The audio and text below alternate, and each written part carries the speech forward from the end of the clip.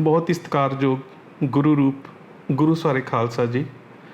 ਆਓ ਸਭ ਤੋਂ ਪਹਿਲਾਂ ਗੁਰਦੇਵ ਪਾਤਸ਼ਾਹ ਦੀ ਬਖਸ਼ਿਸ਼ ਮੁਕੱਦਸ ਫਤਿਹ ਬੁਲੰਦ ਕਰੀਏ। ਸਤਿਕਾਰ ਸਹਿਤ ਆਖਣਾ ਜੀ ਵਾਹਿਗੁਰੂ ਜੀ ਕਾ ਖਾਲਸਾ ਵਾਹਿਗੁਰੂ ਜੀ ਕੀ ਫਤਿਹ। ਜਿਸ ਤਰ੍ਹਾਂ ਕਿ ਤਕਰੀਬਨ ਸਾਰੇ ਹੀ ਪੰਜਾਬੀ ਵੀਰ ਅਤੇ ਭੈਣਾਂ ਜਾਣਦੇ ਨੇ ਕਿ ਨਕੋਦਰ ਡੇਰੇ ਦੇ ਵਿੱਚ ਜਿਸ ਤਰ੍ਹਾਂ ਦੇ ਨਾਲ ਪੰਜਾਬੀ ਗਾਇਕ ਗੁਰਦਾਸ ਮਾਨ ਦੇ ਵੱਲੋਂ ਆਪਣੀ ਗੀਤ ਦੀ ਪੇਸ਼ਕਾਰੀ ਦੇ ਦੌਰਾਨ ਅਜਿਹੀ ਸ਼ਬਦਾਵਲੀ ਦੀ ਵਰਤੋਂ ਕੀਤੀ ਗਈ ਜਿਸ ਦੇ ਨਾਲ ਸਮੁੱਚੀਆਂ ਪੰਥਕ ਸਿੱਖ ਅਤੇ ਪੰਜਾਬੀ ਨਾਲ ਜਾਂ ਪੰਜਾਬੀਅਤ ਦੇ ਨਾਲ ਪਿਆਰ ਕਰਨ ਵਾਲੀਆਂ ਧਿਰਾਂ ਦੇ ਹਿਰਦਿਆਂ ਨੂੰ ਠੇਸ ਪਹੁੰਚੀ। ਪਰੰਤੂ ਹੈਰਾਨਗੀ ਦੀ ਗੱਲ ਇਹ ਹੈ ਕਿ ਜਦੋਂ ਉਸ ਤੋਂ ਸਾਰੀ ਘਟਨਾਕ੍ਰਮ ਤੋਂ ਬਾਅਦ ਸਿੱਖ ਜਥੇਬੰਦੀਆਂ ਦੇ ਵਿੱਚ ਰੋਹ ਪੈਦਾ ਹੁੰਦਾ ਹੈ, ਸੋਸ਼ਲ ਮੀਡੀਆ ਦੇ ਉੱਪਰ ਵੱਖ-ਵੱਖ ਪ੍ਰਚਾਰਕਾਂ ਨੇ ਜਾਂ ਸੋਸ਼ਲ ਮੀਡੀਆ ਦੇ ਉੱਪਰ ਸਰਗਰਮ ਰਹਿਣ ਵਾਲੇ ਵੀਰਾਂ ਨੇ ਜਦੋਂ ਉਸ ਮਾਧਿਅਮ ਦੇ ਰਾਹੀਂ ਇਸ ਗੱਲ ਦੇ ਉੱਪਰ ਇਤਰਾਜ਼ ਪ੍ਰਗਟ ਕੀਤਾ ਤਾਂ ਉਸ ਵੇਲੇ ਗੁਰਦਾਸ ਮਾਨ ਦੇ ਵੱਲੋਂ ਇੱਕ ਵੀਡੀਓ ਜਾਰੀ ਕਰਕੇ ਮਾਫੀ ਮੰਗਣ ਦੀ ਗੱਲ ਕੀਤੀ ਗਈ। ਪਰ ਜੇਕਰ ਉਸ ਵੱਲੋਂ ਮੰਗੀ ਗਈ ਮਾਫੀ ਨੂੰ ਬੜੀ ਸੂਖਮ ਤਰੀਕੇ ਦੇ ਨਾਲ ਘੋਖਿਆ ਜਾਵੇ ਤਾਂ ਬਿਲਕੁਲ ਇਸ ਤਰ੍ਹਾਂ ਦੀ ਗੋਲਮੋਲ ਸ਼ਬਦਾਵਲੀ ਹੈ ਜਿਸ ਤਰ੍ਹਾਂ ਇਹ ਕਹਿਣ ਦਾ ਯਤਨ ਕੀਤਾ ਗਿਆ ਹੋਵੇ ਕਿ ਮੇਰਾ ਕਿਸੇ ਦੇ ਹਿਰਦੇ ਨੂੰ ਠੇਸ ਪਹੁੰਚਾਉਣ ਦਾ ਇਰਾਦਾ ਨਹੀਂ, ਨਾ ਮੇਰੀ ਸ਼ਬਦਾਵਲੀ ਕੋਈ ਇਵੇਂ ਦੀ ਸੀ, ਪਰ ਫਿਰ ਵੀ ਜੇਕਰ ਕਿਸੇ ਦੇ ਹਿਰਦੇ ਨੂੰ ਠੇਸ ਪਹੁੰਚੀ ਹੈ ਤਾਂ ਉਸ ਦੀ ਮੈਂ ਖਿਮਾ ਜਾਚਨਾ ਕਰਦਾ ਜਾਂ ਮਾਫੀ ਮੰਗਦਾ। ਹੁਣ ਇੱਥੇ ਸਭ ਤੋਂ ਅਹਿਮ ਗੱਲ ਤਾਂ ਇਹ ਹੈ ਕਿ ਜਿਹੜੀ ਗੱਲ ਉਸ ਨੇ ਆਪਣੇ ਮੰਚ ਤੋਂ ਕਹੀ ਉਸ ਦੇ ਵਿੱਚ ਅਤੇ ਜਿਹੜੀ ਗੱਲ ਉਹ ਆਪਣੀ ਮਾਫੀ ਦੇ ਦੌਰਾਨ ਕਹਿ ਰਿਹਾ ਉਹਦੇ ਵਿੱਚ ਅੰਤਰ ਹੈ। ਬੇਸ਼ੱਕ ਕਿ ਸਾਰੀਆਂ ਸਿੱਖ ਸੁਹਿਰਦ ਪੰਥਕ ਜਥੇਬੰਦੀਆਂ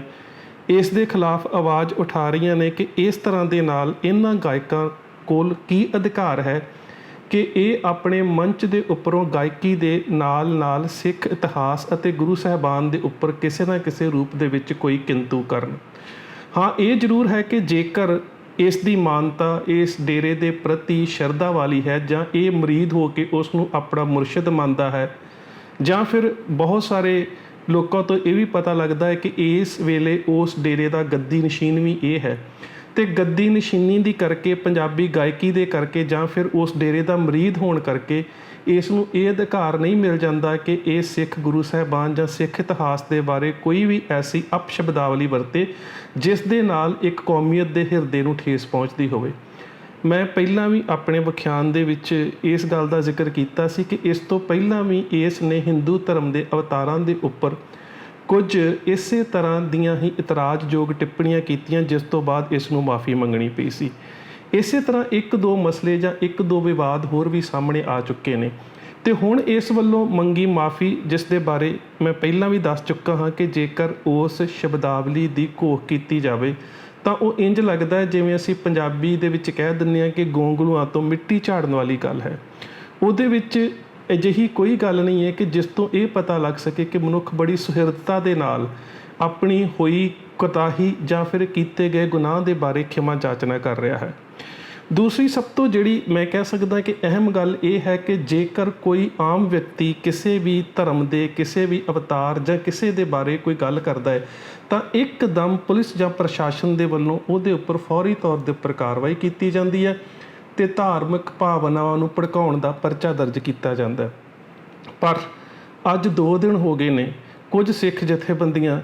ਜਲੰਧਰ ਦੇ ਪੁਲਿਸ ਮੁਖੀ ਦੇ ਸਾਹਮਣੇ ਧਰਨਾ ਲਗਾ ਕੇ ਬੈਠੀਆਂ ਹੋਈਆਂ ਨੇ ਕਿ ਇਹਨਾਂ ਦੇ ਉੱਪਰ ਜਾਂ ਇਸ ਗੁਰਦਾਸ ਮਾਨ ਦੇ ਉੱਪਰ ਜਿਹੜਾ ਉਹ ਕੇਸ ਦਰਜ ਕੀਤਾ ਜਾਵੇ ਸਿੱਖ ਧਰਮ ਦੀਆਂ ਭਾਵਨਾਵਾਂ ਨੂੰ ਭੜਕਾਉਣ ਦੇ ਬਾਰੇ। ਦੂਸਰੇ ਪਾਸੇ ਕਾਫੀ ਸਿੱਖ ਜਥੇਬੰਦੀਆਂ ਨੇ ਨਕੋਦਰ ਵਿਖੇ ਉਸ ਦੇ ਮੁਰਸ਼ਿਦ ਦੇ ਡੇਰੇ ਦੇ ਬਾਹਰ ਵੀ ਜਾ ਕੇ ਪੁਲਿਸ ਪ੍ਰਸ਼ਾਸਨ ਨੂੰ ਮਿਲ ਕੇ ਇਸ ਗੱਲ ਤੋਂ ਜਾਣੂ ਕਰਵਾਇਆ ਔਰ ਕੱਲ੍ਹ ਤਾਂ ਇੱਥੋਂ ਤੱਕ ਕਿ ਇੱਕ ਤਰ੍ਹਾਂ ਦੇ ਨਾਲ ਇੱਕ ਅਲਟੀਮੇਟਮ ਵੀ ਦਿੱਤਾ ਗਿਆ ਸੀਗਾ ਕਿ ਜੇਕਰ ਤੁਸੀਂ ਇਸ ਦੇ ਖਿਲਾਫ ਕੇਸ ਦਰਜ ਕਰਕੇ ਪੁਲਿਸ ਕਾਰਵਾਈ ਨਾ ਕੀਤੀ ਤਾਂ ਫਿਰ ਅਸੀਂ ਉਸ ਦੇ ਲਾਡੀ ਸ਼ਾਹ ਦੇ ਡੇਰੇ ਨੂੰ ਤਾਲਾਬੰਦੀ ਕਰ ਦੇਵਾਂਗੇ। ਪਰ ਹੈਰਾਨਗੀ ਦੀ ਗੱਲ ਹੈ ਕਿ ਕੱਲ੍ਹ ਪੁਲਿਸ ਦੇ ਵੱਲੋਂ ਇਹ ਵਿਸ਼ਵਾਸ ਦਿਵਾਇਆ ਗਿਆ ਸੀ ਕਿ ਜੇਕਰ ਅਸੀਂ ਸਾਡੇ ਜਿਹੜੇ ਵੱਡੇ ਸੀਨੀਅਰ ਪੁਲਿਸ ਅਫਸਰ ਨੇ, ਜਦੋਂ ਉਹ ਆਪਣੇ ਅਧਿਕਾਰਤ ਜਾਂ ਫਿਰ ਕਾਨੂੰਨੀ ਮਾਹਿਰਾਂ ਦੀ ਰਾਏ ਲੈਣ ਤੋਂ ਬਾਅਦ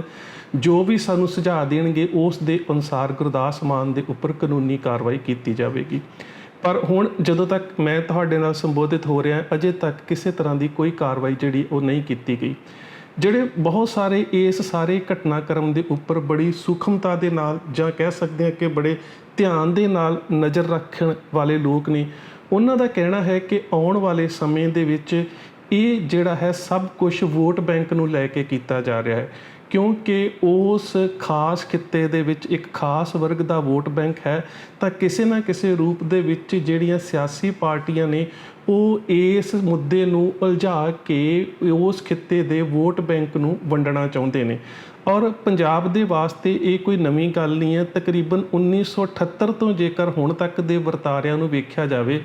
ਤਾਂ ਬਹੁਤ ਵਾਰੀ ਇੰਜ ਹੋਇਆ ਹੈ ਕਿ ਕਿਸੇ ਨਾ ਕਿਸੇ ਰੂਪ ਦੇ ਵਿੱਚ ਪੰਜਾਬ ਦੇ ਵਿੱਚ ਵਸਦੇ ਬਹੁਗਿਣਤੀ ਸਿੱਖ ਭਾਈਚਾਰੇ ਦੀਆਂ ਧਾਰਮਿਕ ਭਾਵਨਾਵਾਂ ਨੂੰ ਭੜਕਾਇਆ ਜਾਂਦਾ ਹੈ, ਅਤੇ ਬਾਕੀ ਜਿਹੜੀਆਂ ਕਹਿ ਸਕਦੇ ਹੋ ਕਿ ਗੈਰ ਸਿੱਖ ਜਿਹੜੀਆਂ ਜਾਤੀਆਂ ਨੇ ਉਹਨਾਂ ਨੂੰ ਉਹਨਾਂ ਦੇ ਵਿਰੋਧ ਵੋਟਾਂ ਦੇ ਵਿੱਚ ਭੁਗਤਾਉਣ ਦੇ ਵਾਸਤੇ ਸਰਕਾਰ ਦੇ ਵੱਲੋਂ ਹਮੇਸ਼ਾ ਹੀ ਦੇਹਧਾਰੀ ਗੁਰੂਡਮ ਅਤੇ ਅਜਿਹੇ ਡੇਰੇਦਾਰਾਂ ਨੂੰ ਸ਼ਹਿ ਦਿੱਤੀ ਜਾਂਦੀ ਹੈ। ਜੇਕਰ ਪਿਛਲੇਰੇ ਸਮੇਂ ਦੇ ਵਿੱਚ ਅਸੀਂ ਝਾਤੀ ਮਾਰੀਏ ਤਾਂ ਬੇਸ਼ੱਕ ਉਹ ਨਿਰੰਕਾਰੀ ਦਰਬਾਰ ਦਾ ਮਸਲਾ ਸੀ 1978 ਦੇ ਵਿੱਚ। ਉਸ ਤੋਂ ਬਾਅਦ ਆਸ਼ੂਤੋਸ਼ ਨੂਰਮਹਿਲੀਏ ਦਾ ਘਟਨਾਕ੍ਰਮ ਸਾਰਾ ਜਿਹੜਾ ਉਹ ਸਾਹਮਣੇ ਆਉਂਦਾ ਹੈ। ਉਸ ਤੋਂ ਬਾਅਦ ਸੱਚੇ ਸੌਦੇ ਵਾਲੇ ਦੇ ਨਾਮ ਦੇ ਉੱਪਰ ਗੁਰਮੀਤ ਰਾਮ ਰਹੀਮ ਦੀ ਜਿਹੜੀ ਦੁਕਾਨਦਾਰੀ ਹੈ ਉਸ ਦੀ ਗੱਲ ਸਾਹਮਣੇ ਆਉਂਦੀ ਹੈ, ਜਿਹੜਾ ਕਿ ਹੁਣ ਜੇਲ੍ਹ ਦੇ ਵਿੱਚ ਹੈ। ਫਿਰ ਉਸ ਤੋਂ ਬਾਅਦ ਇਵੇਂ ਦੀਆਂ ਵਾਪਰਦੀਆਂ ਜਿਹੜੀਆਂ ਲਗਾਤਾਰ ਘਟਨਾਵਾਂ ਨੇ, ਕਦੀ ਭਨਿਆਰੇ ਵਾਲਾ ਅਤੇ ਕਦੀ ਕੋਈ ਨੂਰਮਹਿਲੀਏ ਦਾ ਚੇਲਾ ਸ਼ਰਧਾਨੰਦ, ਆ ਜਾ ਕੇ ਇਹਨਾਂ ਦਾ ਨਿਸ਼ਾਨਾ ਇਹੀ ਹੁੰਦਾ ਹੈ ਕਿ ਕਿਸੇ ਨਾ ਕਿਸੇ ਰੂਪ ਦੇ ਵਿੱਚ ਸਿੱਖਾਂ ਦੀਆਂ ਜਿਹੜੀਆਂ ਧਾਰਮਿਕ ਭਾਵਨਾਵਾਂ ਨੇ ਉਹਨਾਂ ਨੂੰ ਭੜਕਾਇਆ ਜਾਵੇ। ਉਹਨਾਂ ਧਾਰਮਿਕ ਭਾਵਨਾਵਾਂ ਨੂੰ ਭੜਕਾਉਣ ਤੋਂ ਬਾਅਦ ਜਦੋਂ ਸਿੱਖ ਜਥੇਬੰਦੀਆਂ ਰੋਹ ਦੇ ਵਿੱਚ ਆਉਂਦੀਆਂ ਨੇ ਤਾਂ ਫਿਰ ਇੱਕ ਪਾਸੇ ਤਾਂ ਪੁਲਿਸ ਪ੍ਰਸ਼ਾਸਨ ਦੋਸ਼ੀਆਂ ਦੇ ਉੱਪਰ ਕਾਰਵਾਈ ਕਰਨ ਦੇ ਬਜਾਏ ਸਿੱਖ ਜਥੇਬੰਦੀਆਂ ਜਾਂ ਜਥੇਬੰਦੀਆਂ ਦੇ ਨੁਮਾਇੰਦਿਆਂ ਦੇ ਉੱਪਰ ਹੀ ਕਾਰਵਾਈ ਕਰਦਾ ਹੈ। ਔਰ ਦੂਸਰੀ ਅਹਿਮ ਗੱਲ ਇਹ ਹੁੰਦੀ ਹੈ ਕਿ ਉਹਨਾਂ ਡੇਰੇਦਾਰਾਂ ਦੇ ਨਾਲ ਜੁੜੇ ਹੋਏ ਲੋਕ ਜਿਹੜੇ ਨੇ ਉਹ ਸਿੱਖ ਧਰਮ ਦੇ ਵਿਰੋਧ ਦੇ ਵਿੱਚ ਇਕੱਤਰ ਹੋ ਜਾਂਦੇ ਨੇ। ਸੋ ਇਸ ਵਾਰੀ ਵੀ ਬਿਲਕੁਲ ਜਿਸ ਤਰ੍ਹਾਂ ਦੇ ਨਾਲ ਪੁਲਿਸ ਦੇ ਵੱਲੋਂ ਕੇਸ ਦਰਜ ਕਰਨ ਦੇ ਵਿੱਚ ਢਿੱਲ ਮੱਠ ਵਿਖਾਈ ਜਾ ਰਹੀ ਹੈ, ਉਸ ਤੋਂ ਇਹੀ ਸਪਸ਼ਟ ਹੋ ਰਿਹਾ ਹੈ ਕਿ ਇਹਦੇ ਉੱਪਰ ਕੇਸ ਦਰਜ ਨਹੀਂ ਹੋਵੇਗਾ। ਅਤੇ ਜਿਉਂ-ਜਿਉਂ ਇਸ ਸਾਰੇ ਵਰਤਾਰੇ ਦੇ ਵਿੱਚ ਦੇਰੀ ਹੋਵੇਗੀ, ਪੁਲਿਸ ਦੇ ਵੱਲੋਂ ਕੋਈ ਕਾਨੂੰਨੀ ਕਾਰਵਾਈ ਨਹੀਂ ਕੀਤੀ ਜਾਵੇਗੀ, ਉਸ ਦੇ ਨਾਲ ਉਸ ਖਿੱਤੇ ਦੇ ਵਿੱਚ ਦੋਹਾਂ ਭਾਈਚਾਰਿਆਂ ਦੇ ਵਿੱਚ ਤਣਾਅ ਵਧੇਗਾ। ਹੁਣ ਸਮਝਣ ਵਾਲੀ ਗੱਲ ਇਹ ਹੈ ਕਿ ਉਹ ਕਿਹੜੀਆਂ ਸ਼ਕਤੀਆਂ ਨੇ ਜਿਹੜੀਆਂ ਚਾਹੁੰਦੀਆਂ ਨੇ ਕਿ ਸਿੱਖਾਂ ਦੇ ਵਿੱਚ ਅਤੇ ਹੋਰ ਭਾਈਚਾਰਿਆਂ ਦੇ ਵਿੱਚ ਤਣਾਅ ਵਧੇ। ਤਾਂ ਇਸ ਦਾ ਜਵਾਬ ਬੜਾ ਸਪਸ਼ਟ ਹੈ ਕਿ ਕੁਝ ਰਾਜਨੀਤਿਕ ਲੋਕ ਜਿਹੜੇ ਇਸ ਸ਼ਾਂਤੀ ਵਾਲੇ ਖਿੱਤੇ ਦੇ ਵਿੱਚ ਅਸ਼ਾਂਤੀ ਫੈਲਾ ਕੇ ਦੋ ਭਾਈਚਾਰਿਆਂ ਦੇ ਵਿੱਚ ਵੰਡ ਪੈਦਾ ਕਰਕੇ ਕਿਸੇ ਨਾ ਕਿਸੇ ਰੂਪ ਦੇ ਵਿੱਚ ਵੋਟਾਂ ਨੂੰ ਖਿੱਚ ਕੇ ਜਾਂ ਕਹਿ ਸਕਦੇ ਹੋ ਕਿ ਵੋਟ ਤੰਤਰ ਦੇ ਰਾਹੀਂ ਰਾਜਸੀ ਗੱਦੀ ਨੂੰ ਹਥਿਆ ਕੇ ਇਸ ਖਿੱਤੇ ਦੀ ਸਿਆਸਤ ਦੇ ਉੱਪਰ ਕਾਬਜ਼ ਹੋਣਾ ਚਾਹੁੰਦੇ ਨੇ। ਆ ਜਾ ਕੇ ਉਹਨਾਂ ਦਾ ਨਿਸ਼ਾਨਾ ਇਹੀ ਹੁੰਦਾ ਹੈ ਕਿ ਕਿਸੇ ਨਾ ਕਿਸੇ ਰੂਪ ਦੇ ਵਿੱਚ ਦੋ ਫਿਰਕਿਆਂ ਦੇ ਵਿੱਚ ਕੋਈ ਅਜਿਹਾ ਪਾੜਾ ਜਾਂ ਅਜਿਹੀ ਵੰਡ ਪਾ ਦਿੱਤੀ ਜਾਵੇ ਜਾਂ ਉਹਨਾਂ ਦੇ ਵਿੱਚ ਤਣਾਅ ਪੈਦਾ ਕਰ ਦਿੱਤਾ ਜਾਵੇ ਕਿ ਇੱਕ ਧਿਰ ਨੂੰ ਕਿਸੇ ਨਾ ਕਿਸੇ ਰੂਪ ਦੇ ਵਿੱਚ ਕਿਸੇ ਸਿਆਸੀ ਨਿਜ਼ਾਮ ਦੀ ਜਾਂ ਫਿਰ ਸਿਆਸੀ ਜਥੇਬੰਦੀ ਦੀ ਸਰਪ੍ਰਸਤੀ ਹਾਸਲ ਕਰਨੀ ਪਵੇ।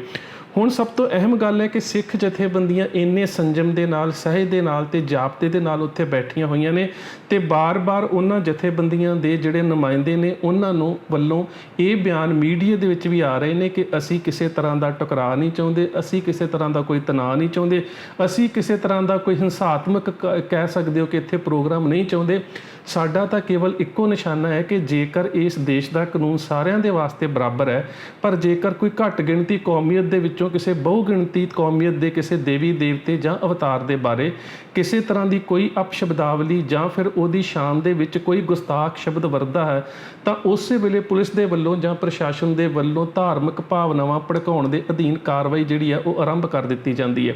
ਪਰ ਹੁਣ 2-3 ਦਿਨ ਹੋ ਗਏ ਨੇ ਜਿਸ ਤਰ੍ਹਾਂ ਦੇ ਨਾਲ ਉਸ ਡੇਰੇਦਾਰ ਦੇ ਮੰਚ ਦੇ ਉੱਪਰੋਂ ਗੁਰਦਾਸ ਮਾਨ ਦੇ ਵੱਲੋਂ, ਜਦੋਂ ਕਿ ਗੁਰਦਾਸ ਮਾਨ ਨੂੰ ਖੁਦ ਪਤਾ ਵੀ ਸੀ ਕਿ ਪਹਿਲਾਂ ਵੀ ਪੰਜਾਬੀ ਬੋਲੀ ਦੇ ਬਾਰੇ ਉਸ ਦੀ ਵਰਤੀ ਹੋਈ ਸ਼ਬਦਾਵਲੀ ਦੇ ਕਰਕੇ ਪੰਜਾਬ ਦਾ ਜਿਹੜਾ ਪੰਥਕ ਵਰਗ ਹੈ ਕਿਸੇ ਨਾ ਕਿਸੇ ਰੂਪ ਦੇ ਵਿੱਚ ਉਹਦੀ ਸ਼ਬਦਾਵਲੀ ਤੋਂ ਤਣਾਅ ਦੇ ਵਿੱਚ ਹੈ। ਤਾਂ ਉਸ ਸਾਰੀ ਸਮੱਸਿਆ ਨੂੰ ਜਾਣਦੇ ਹੋਏ ਵੀ ਪੰਜਾਬ ਦੇ ਮੰਚ ਦੇ ਉੱਪਰ ਆਉਣਾ ਤੇ ਉੱਥੋਂ ਆ ਕੇ ਅਜਿਹੀ ਸ਼ਬਦਾਵਲੀ ਦੀ ਵਰਤੋਂ ਕਰਨੀ ਜਿਸ ਦੇ ਨਾਲ ਇੱਕ ਕੌਮੀਅਤ ਦੇ ਹਿਰਦੇ ਜਿਹੜੇ ਨੇ ਇਹ ਬਲੂੰਦਰੇ ਜਾਣ, ਇਹ ਆਪਣੇ ਆਪ ਦੇ ਵਿੱਚ ਕਹਿ ਸਕਦੇ ਹਾਂ ਕਿ ਇੱਕ ਬਹੁਤ ਵੱਡੀ ਕੁਤਾਹੀ ਜਾਂ ਗੁਨਾਹ ਹੈ। ਜੇਕਰ ਹੁਣ ਪੁਲਿਸ ਪ੍ਰਸ਼ਾਸਨ ਇਸ ਪਾਸੇ ਕੋਈ ਧਿਆਨ ਨਹੀਂ ਦਿੰਦਾ ਤੇ ਕੱਲ੍ਹ ਨੂੰ ਕੋਈ ਅਣਸਖਾਵੀ ਘਟਨਾ ਵਾਪਰਦੀ ਹੈ ਜਾਂ ਦੋ ਫਿਰਕਿਆਂ ਦੇ ਵਿੱਚ ਤਣਾਅ ਪੈਦਾ ਹੁੰਦਾ ਤਾਂ ਫਿਰ ਇਸ ਦਾ ਜ਼ਿੰਮੇਵਾਰ ਕੌਣ ਹੈ? ਦੂਜੀ ਗੱਲ ਸਭ ਤੋਂ ਜਿਹੜੀ ਅਹਿਮ ਹੈ ਉਹ ਇਹ ਹੈ ਕਿ ਇੱਕ ਪਾਸੇ ਤਾਂ ਜਲੰਧਰ ਦੇ ਵਿੱਚ ਸਿੱਖ ਜਥੇਬੰਦੀਆਂ ਬੈਠੀਆਂ ਹੋਈਆਂ ਨੇ, ਦੂਜੀਆਂ ਜਥੇਬੰਦੀਆਂ ਨਕੋਦਰ ਦੇ ਵਿੱਚ ਬੈਠੀਆਂ ਹੋਈਆਂ ਨੇ ਤੇ ਕੱਲ੍ਹ ਦਾ ਪੁਲਿਸ ਪ੍ਰਸ਼ਾਸਨ ਦੇ ਵੱਲੋਂ ਉਹਨਾਂ ਨੂੰ ਇਹੀ ਲਾਰਾ ਲਾਇਆ ਜਾਂਦਾ ਰਿਹਾ ਹੈ ਕਿ ਅਸੀਂ ਆਪਣੇ ਉੱਚ ਅਫਸਰਾਂ ਨਾਲ ਤੇ ਕਾਨੂੰਨੀ ਸਲਾਹਕਾਰਾਂ ਨਾਲ ਰਾਏ ਕਰਨ ਤੋਂ ਬਾਅਦ ਜਿਹੜਾ ਹੈ ਉਹ ਅਸੀਂ ਇਸ ਦੇ ਖਿਲਾਫ ਕੋਈ ਕਾਨੂੰਨੀ ਕਾਰਵਾਈ ਕਰਾਂਗੇ। ਹੁਣ ਵੇਖਣ ਵਾਲੀ ਗੱਲ ਹੈ ਕਿ 24 ਘੰਟੇ ਤੋਂ ਵੱਧ ਸਮਾਂ ਕੱਲ੍ਹ ਦਾ ਜਥੇਬੰਦੀਆਂ ਨੂੰ ਲੰਘ ਚੁੱਕਾ ਹੈ ਤੇ ਬੜੇ ਸੰਜਮ ਦੇ ਨਾਲ ਉਹ ਬਾਰ-ਬਾਰ ਮੀਡੀਆ ਦੇ ਵਿੱਚ ਇਹੀ ਗੱਲ ਕਹਿ ਰਹੇ ਨੇ ਕਿ ਸਾਡਾ ਨਿਸ਼ਾਨਾ ਕਿਸੇ ਤਰ੍ਹਾਂ ਦਾ ਕੋਈ ਟਕਰਾਅ ਪੈਦਾ ਕਰਨਾ ਨਹੀਂ। ਪਰ ਸਭ ਤੋਂ ਅਹਿਮ ਗੱਲ ਇਹ ਹੈ ਕਿ ਪੁਲਿਸ ਤੇ ਪ੍ਰਸ਼ਾਸਨ ਨੂੰ ਜਿਸ ਤਰ੍ਹਾਂ ਬਾਕੀ ਨਾਗਰਿਕਾਂ ਦੇ ਖਿਲਾਫ ਇਸ ਮੁੱਦੇ ਦੇ ਉੱਪਰ ਕਾਰਵਾਈ ਕੀਤੀ ਜਾਂਦੀ ਹੈ, ਇਸ ਦੇ ਖਿਲਾਫ ਵੀ ਕਾਰਵਾਈ ਕੀਤੀ ਜਾਵੇ। ਇਸ ਦੇ ਬਾਰੇ ਸ਼੍ਰੋਮਣੀ ਗੁਰਦੁਆਰਾ ਪ੍ਰਬੰਧਕ ਕਮੇਟੀ ਦੇ ਨੁਮਾਇੰਦਿਆਂ ਦੀ ਜਿਹੜੀ ਚੁੱਪੀ ਹੈ ਉਹ ਵੀ ਬੜੀ ਅਫਸੋਸਨਾਕ ਹੈ, ਕਿਉਂਕਿ ਕਿਸੇ ਨਾ ਕਿਸੇ ਰੂਪ ਦੇ ਵਿੱਚ ਸ਼੍ਰੋਮਣੀ ਗੁਰਦੁਆਰਾ ਪ੍ਰਬੰਧਕ ਕਮੇਟੀ ਸਿੱਖਾਂ ਦੀ ਵੋਟਾਂ ਦੇ ਰਾਹੀਂ ਚੁਣੀ ਹੋਈ ਉਹ ਨੁਮਾਇੰਦਾ ਸੰਸਥਾ ਹੈ ਜਿਹੜੀ ਗੁਰਦੁਆਰਾ ਪ੍ਰਬੰਧ ਦੇ ਉੱਪਰ ਕਾਬਜ਼ ਹੈ ਤੇ ਉਹਨਾਂ ਦਾ ਫਰਜ਼ ਬਣਦਾ ਹੈ ਕਿ ਕਿਸੇ ਵੀ ਰੂਪ ਦੇ ਵਿੱਚ ਧਰਮ ਦੀ ਵਿਚਾਰਧਾਰਾ ਜਾਂ ਇਤਿਹਾਸ ਦੇ ਉੱਪਰ ਕੋਈ ਵੀ ਹਮਲਾ ਹੋਵੇ ਤਾਂ ਉਸ ਦੇ ਬਾਰੇ ਉਹਨਾਂ ਨੂੰ ਸੁਚੇਤ ਰਹਿ ਕੇ ਉਸ ਦੇ ਖਿਲਾਫ ਕਾਰਵਾਈ ਕਰਨ ਬਾਰੇ ਸੋਚਣਾ ਚਾਹੀਦਾ ਹੈ। ਬੇਸ਼ੱਕ ਸ਼੍ਰੋਮਣੀ ਗੁਰਦੁਆਰਾ ਪ੍ਰਬੰਧਕ ਕਮੇਟੀ ਦੀ ਪ੍ਰਧਾਨ ਬੀਬੀ ਜਗੀਰ ਕੌਰ ਨੇ ਥੋੜ੍ਹੇ ਜਿਹੇ ਸ਼ਬਦਾਂ 'ਚ ਇਸ ਗੱਲ ਦੀ ਨਿਖੇਧੀ ਤਾਂ ਕੀਤੀ ਹੈ, ਪਰ ਮੇਰੇ ਖਿਆਲ ਦੇ ਨਾਲ ਕਾਨੂੰਨੀ ਕਾਰਵਾਈ ਕਰਨ ਦੇ ਬਾਰੇ ਜਿਹੜੀਆਂ ਸਿੱਖ ਕੌਮ ਦੀਆਂ ਇਹ ਸਿਰਮੌਰ ਤੇ ਵੱਡੀਆਂ ਸੰਸਥਾਵਾਂ ਨੇ ਇਹਨਾਂ ਨੂੰ ਵੀ ਜਿਹੜੀਆਂ ਜਥੇਬੰਦੀਆਂ ਉੱਥੇ ਇਸ ਪਾਸੇ ਆਪਣਾ ਧਿਆਨ ਕੇਂਦਰਿਤ ਕਰਕੇ ਕਾਨੂੰਨੀ ਕਾਰਵਾਈ ਕਰਨ ਦੇ ਵਾਸਤੇ ਪੁਲਿਸ ਅਤੇ ਪ੍ਰਸ਼ਾਸਨ ਦੇ ਉੱਪਰ ਦਬਾਅ ਪੈਦਾ ਕਰ ਰਹੀਆਂ ਨੇ, ਸ਼੍ਰੋਮਣੀ ਗੁਰਦੁਆਰਾ ਪ੍ਰਬੰਧਕ ਕਮੇਟੀ ਨੂੰ ਵੀ ਉਹਨਾਂ ਦੇ ਵਿੱਚ ਸ਼ਮੂਲੀਅਤ ਕਰਨੀ ਚਾਹੀਦੀ ਹੈ। ਸੋ ਆਸ ਕਰਦੇ ਹਾਂ ਕਿ ਕਿਸੇ ਨਾ ਕਿਸੇ ਰੂਪ ਦੇ ਵਿੱਚ ਪੁਲਿਸ ਤੇ ਪ੍ਰਸ਼ਾਸਨ ਇਸ ਗੱਲ ਨੂੰ ਜ਼ਰੂਰ ਸਮਝੇਗਾ ਕਿ ਇਸ ਖਿੱਤੇ ਦੇ ਹਾਲਾਤ ਜਿਹੜੇ ਨੇ ਉਹ ਤਣਾਅ ਦੇ ਵਿੱਚ ਨਾ ਆਉਣ, ਖਰਾਬ ਨਾ ਹੋਣ ਤੇ ਜੇਕਰ ਕਿਸੇ ਨੇ ਗਲਤੀ ਕੀਤੀ ਹੈ ਤਾਂ ਉਸ ਦੇ ਉੱਪਰ ਜਿਹੜਾ ਪੁਲਿਸ ਤੇ ਪ੍ਰਸ਼ਾਸਨ ਦੇ ਵੱਲੋਂ ਆਪਣੇ ਕਾਨੂੰਨੀ ਮਾਹਿਰਾਂ ਦੀ ਮਦਦ ਦੇ ਨਾਲ ਜਿਹੜੀ ਵੀ ਧਾਰਾ ਲੱਗਦੀ ਹੈ ਉਸ ਦੇ ਅਧੀਨ ਕੇਸ ਦਰਜ ਕੀਤਾ ਜਾਵੇ। ਸੋ ਇੰਨੀਆਂ ਕੁ ਬੇਨਤੀਆਂ ਪ੍ਰਵਾਨ ਜੀ, ਫਤਿਹ ਦੀ ਸਾਂਝ, ਸਤਿਕਾਰ ਸਹਿਤ ਆਖਣਾ ਜੀ। ਵਾਹਿਗੁਰੂ ਜੀ ਕਾ ਖਾਲਸਾ, ਵਾਹਿਗੁਰੂ ਜੀ ਕੀ ਫਤਿਹ।